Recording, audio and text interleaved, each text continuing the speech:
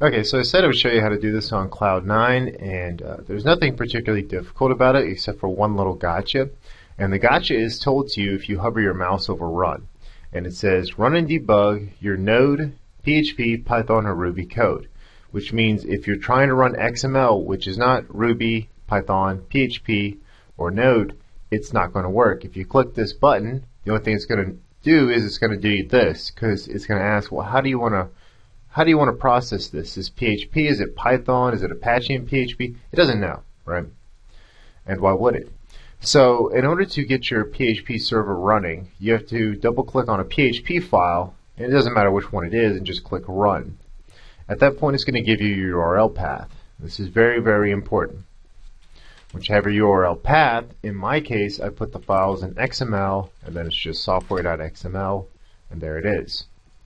When I double click on software.xml, here's the file. To edit it, all I have to do is go to whichever part I want to edit and edit that. Simple and easy. The only gotcha again is that if you want to see your results, you have to make sure Apache is running. You have to make sure it's running the correct file, and you have to make sure that you do understand how directories and structures work. That this directory right here is this part of the URL path. Everything after it is the rest of it. XML, XML, software, software. It's fairly simple, but a lot of students get confused because they think magic occurs when they get to a machine. It's not magic. Follow the path and it'll tell you where you are. Now, I told you guys, or I gave you a list of software, here it is, of software needed, and then this one, XML Notepad, and some XML examples. XML Notepad, what it does, let's pop it open here, is you tell it where your XML file is, and then it gives you your output, and even easier than that, it gives you the ability to have a nice graphic user interface. Anything with a folder means an element which has children in it. So if I go right here and I right click and I say element, right click, element, and I say child, it even has a keyboard shortcut, some child element. You can see this blue color, so anything in blue is an element, anything in red is an attribute. If, however, I go right click and I say give me an element which is also a child, boom, it's a folder. And it's telling me that I can't do that, that's illegal. And it's true, that's invalid JSON, or excuse me, invalid XML. I know, it'll be alright. It still doesn't like this. Okay. Nope. Boom. There we go. So yeah, one of the fun things, as I said in the other video, was the character conversions and all the different file formats and how they have their own specifications for what is or is not allowed.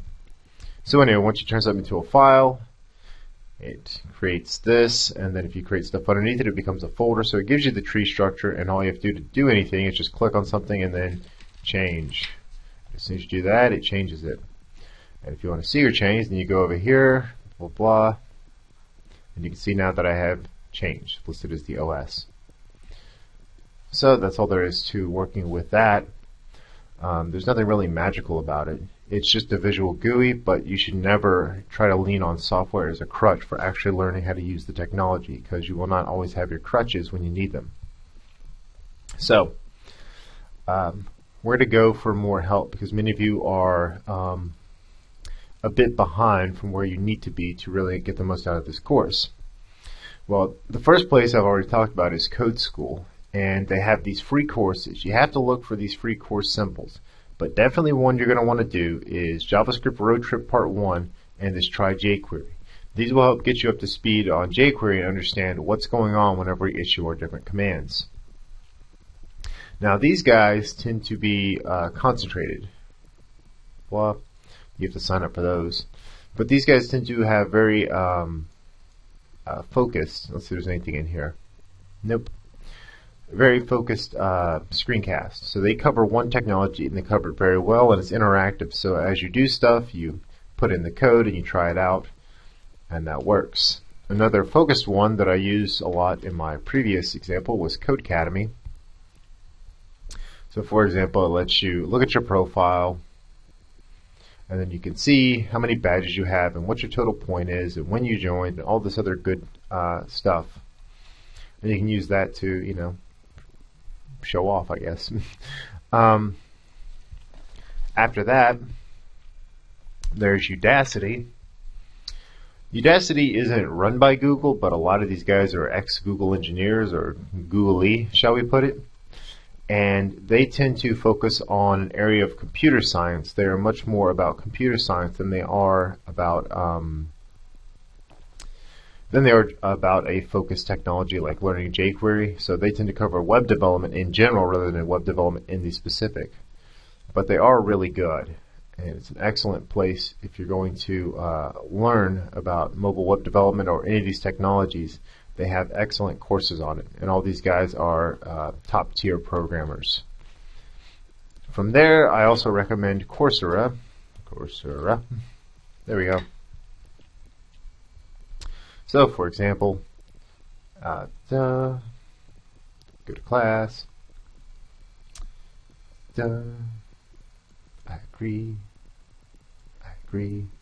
Okay, so what it is, it's a series of lectures. So for example, if I want to learn about the palindrome problem, then I can speed it up, and it's going to give me all the different things, and then inside of the exercises,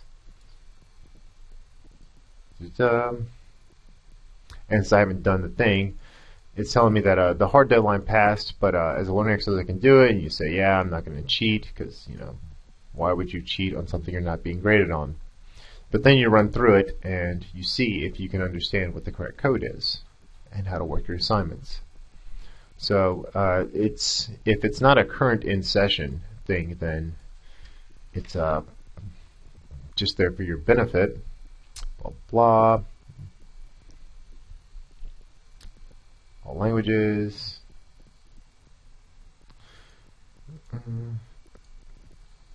There's some really good ones.